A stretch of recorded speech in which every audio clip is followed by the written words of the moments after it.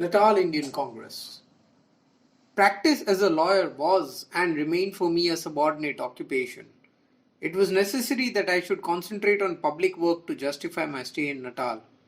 The dispatch of the petition regarding the disfranchising bill was not sufficient in itself. Sustained agitation was essential for making an impression on the Secretary of State of the colonies.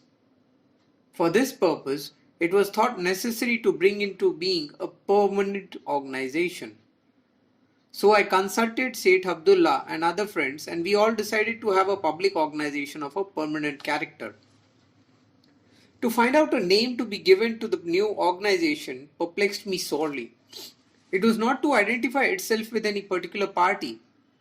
The name Congress, I knew, was in bad odor with the conservatives in England, and yet the Congress was the very life of India.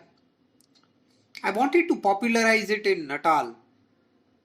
It savored of cowardice to hesitate to adopt the name.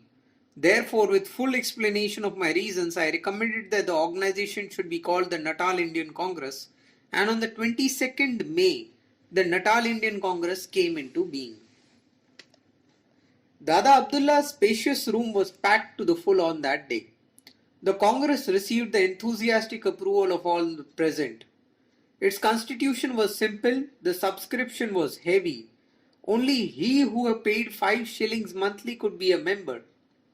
The well-to-do classes were persuaded to subscribe me as much as they could.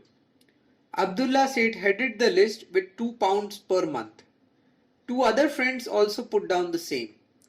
I thought I should not stint my subscription and put down £1 per month.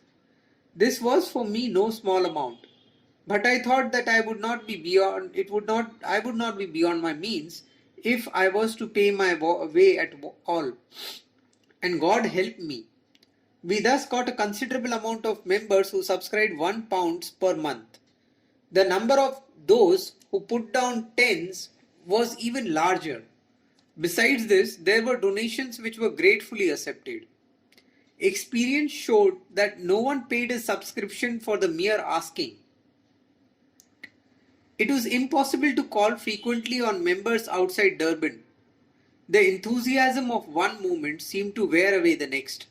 Even the members in Durban had to be considerably dunned before they would pay in their subscriptions. The task of collecting subscriptions lay with me, I being the secretary, and we came to a stage when I had to keep my clerk engaged all day long in the work of collection. The man got tired of the job, and I felt that if the situation was to be improved, the subscriptions could be made payable annually and not monthly, and that too strictly in advance. So I called a meeting of the Congress. Everyone welcomed the proposal for making the subscription annual instead of monthly and fixing the minimum at £3. Thus, the work of collection was considerably facilitated. I had learnt at the outset not to carry on public work with borrowed money. One could rely on people's promises in most matters except in respect of money. I had never found people quick to pay the amounts they had undertaken to subscribe, and the Natal Indians were no exception to the rule. As therefore no work was done unless there were funds on hand, the Natal Indian Congress has never been in debt. My co-workers evinced extraordinary enthusiasm in canvassing members. It was work which interested them and was at the same time an invaluable experience. Large numbers of people gladly came forward with cash subscriptions. Work in the distant villages of the interior was rather difficult. People did not know the nature of public work, and yet we had invitations to visit faraway places, leading merchants of every place extending their hospitality. On one occasion during this tour, the situation was rather difficult. We expected our host to contribute £6, but he refused to give anything more than £3. If we had accepted that amount from him, others would have followed suit, and our collections would have been spoiled. It was a late hour of the night and we were all hungry. But how could we dine without having first obtained the amount we were bent on getting? All persuasion was useless. The host seemed to be adamant. Other merchants in the town reasoned with him, and we all sat up throughout the night, he as well as we determined not to budge 1 inch. Most of my co-workers were burning with rage, but they contained themselves. At last, when the day was already breaking, the host yielded, paid down £6 and feasted us. This happened at Tongat, but the repercussion of the incident was felt as far as Stanger on the north coast and Charlestown in the interior. It also hastened our work of collection. But collecting funds was not the only thing to do. In fact, I had learned long the principle of never having more money at one's disposal than necessary. Meetings used to be held once a month or even once a week if required. Minutes of the proceedings of the preceding meeting would be read and all sorts of questions would be discussed. People had no experience of taking part in public discussion or of speaking briefly and to the point. Everyone hesitated to stand up to speak. I explained to them the rules of procedures at meetings and they respected them.